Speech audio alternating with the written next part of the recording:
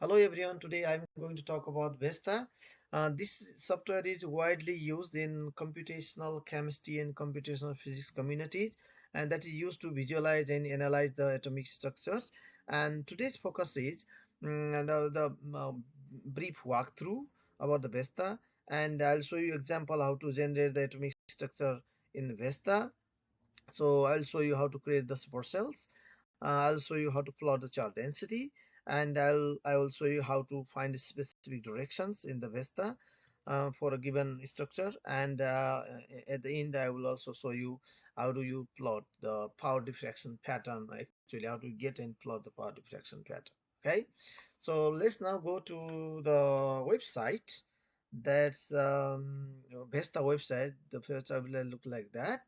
So it has two versions, English version and Japanese version. So I already downloaded this version, but if you want to download, go here, and it has the three different mm, platforms. So which is the Windows platform, the Mac platform, and Linux platform. It works very well for any of these, and now I'm using Windows platform. I already installed, and I just open it and show you. Okay, this is the best I already installed on my Windows 64. So now I we want to create a structure. For that, go to the file and the new structure. Okay, now as I say, we want to play with the graphene. Let's go to unit cell. Then graphene is, it is well known that graphene is, very popular, very famous, and which is hexagonal structure. The space group is P6MMC, and then the lattice parameter is just take 2.46, which is standard, and this is the vacuum layer, because since graphene is two dimensional and there is nothing on g direction, but we use as a 20 angstrom as a vacuum. So we remove symmetry, say okay. Now it's created the box of 20 hexagonal box of 2.46 along x and y, and the vacuum along z. Then go edit data and unit cell. Then go to the structural parameters. So now hit new. So symbol will be carbon. So level you can, let's say C1, and as we know, the graphene atomic position can be 0 0 0, and I want to put the atoms in the center of the box. Then go the first atomic position with occupancy 1. Then second one will be 1/3, 2/3, and 0.5. Okay, now you have this 0 0 0 0 0 0.5, 1/3, 2/3, 0.5. Apply. Okay, that's our unit cell of graphene. The atoms are centered, atom are on the center of the cell. Now, center of the box. Now, let's create supercell. Go again, edit, unit cell. Then there's the option called transform, which is transformation of matrix. Let's say I want to create 10 times 10 supercell. Since G is 1, because there's nothing on the G direction, say OK, S, OK, apply, and OK.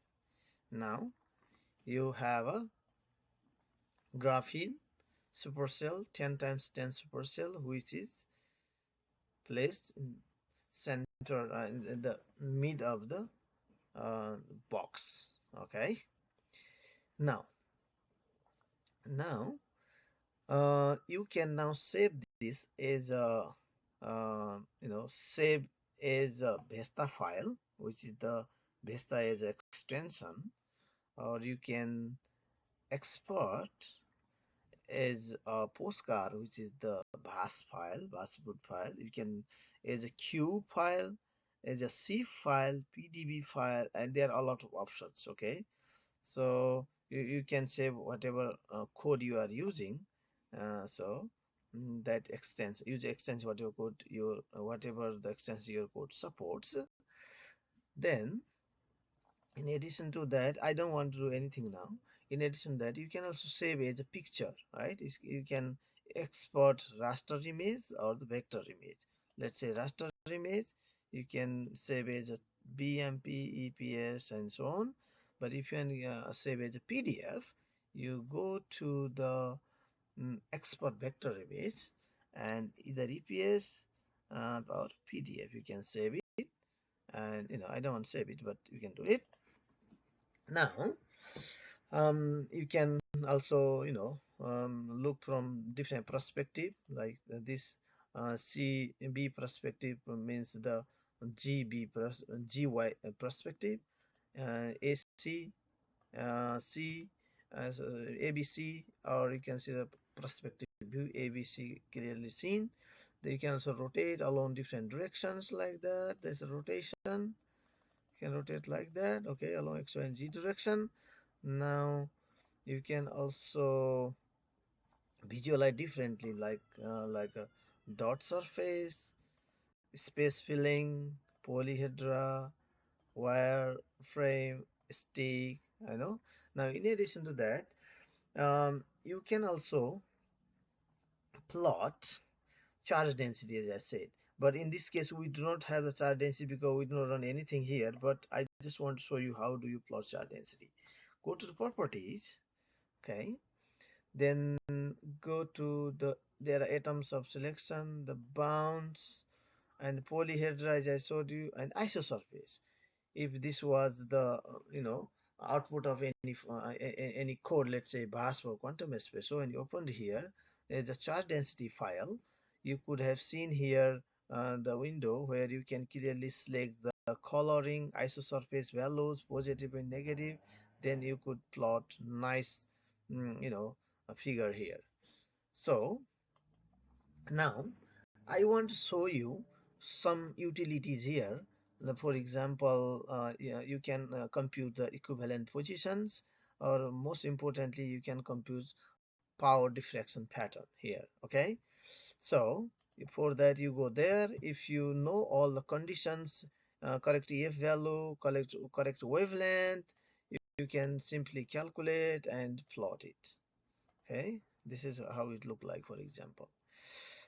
Now I want to show you how do you get the direction on the specific atomic structure. So for that I want to show you one specific atomic configuration. This is what I have. This is one arbitrary atomic configuration, which has the various 3 4 different types of element on it. So now I want to show you how to use point out the specific directions. For that, go to the edit, the vector.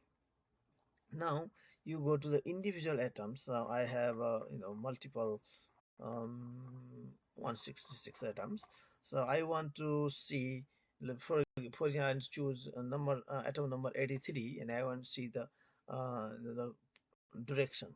So go to new here. Then let's say you want to go for 111 direction. Okay. So now go back, check here, and set. It will set arrow. Okay.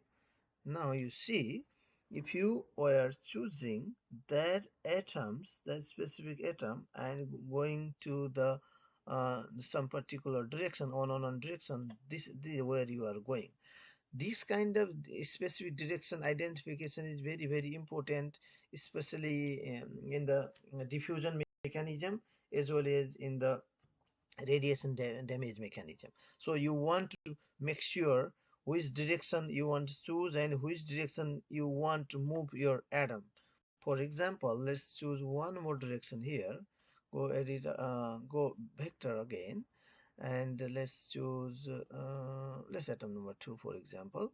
Okay, and I want to go for let's say 101 direction, or 100 direction, for example, right? So set the arrow.